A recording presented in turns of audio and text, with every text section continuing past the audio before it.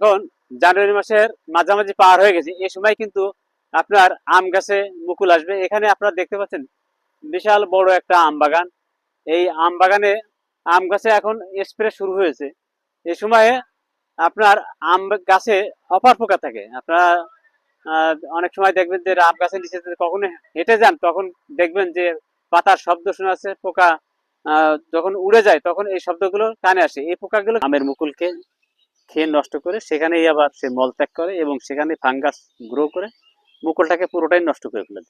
আর এই মুহূর্তে আপনাদেরকে অবশ্যই আম গাছে স্প্রে করতে হবে, কারণ ওই পোকাগুলোকে আপনারা যদি না পারেন তাহলে কিন্তু খুবই সমস্যা।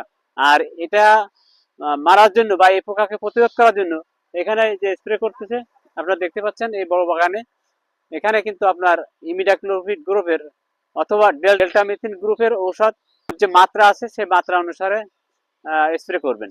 এবং এর সাথে ম্যানকোজেব গ্রুপের যে ওষুধ আছে সেগুলো 2 গ্রাম পার লিটারে দিয়ে স্প্রে করলে আপনার এই রোগের প্রাদুর্ভাব থেকে রক্ষা পেতে পারেন। আপনারা দেখুন এই যে আম গাছে যে স্প্রে করতেছে, গোড়ার থেকে শুরু করে সমস্ত কাণ্ডে সব জায়গায় স্প্রে করতে হবে, কারণ এই হপার পোকাগুলো উপরেও থাকে আবার নিচেও থাকে। তবে যখন আপনি পাতা স্প্রে করবেন তখন কিন্তু সেই নিচেই আসে আশ্রয় নেবে। এই কারণে আপনার সমস্ত গাছে অবশ্যই স্প্রে করতে হবে, তা না হলে ওরা কিন্তু আবার দ্রুত বংশ বিস্তার করে আপনার মুকুলকে নষ্ট করে দেবে।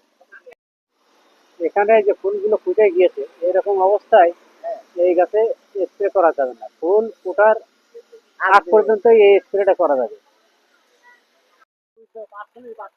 আম গাছে স্প্রে করার সময় আপনারা একটা জিনিস খেয়াল করবেন, এখন কিন্তু মুকুল আসার সময় হয়ে গেছে বা আসতেছে, কিন্তু কিছু কিছু গাছে অ্যাডভান্স ফুল ফুটে গেছে।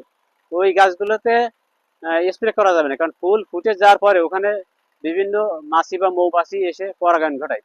এতে আপনার ওই মাছিগুলো মারা যাবে, যার কারণে পরাগায়নে বিঘ্নিত হতে পারে, আপনার আমের ফলন কমে যেতে পারে। এই জন্য অবশ্যই সতর্কতার সাথে আপনারা ওষুধ বা কীটনাশক স্প্রে করবেন।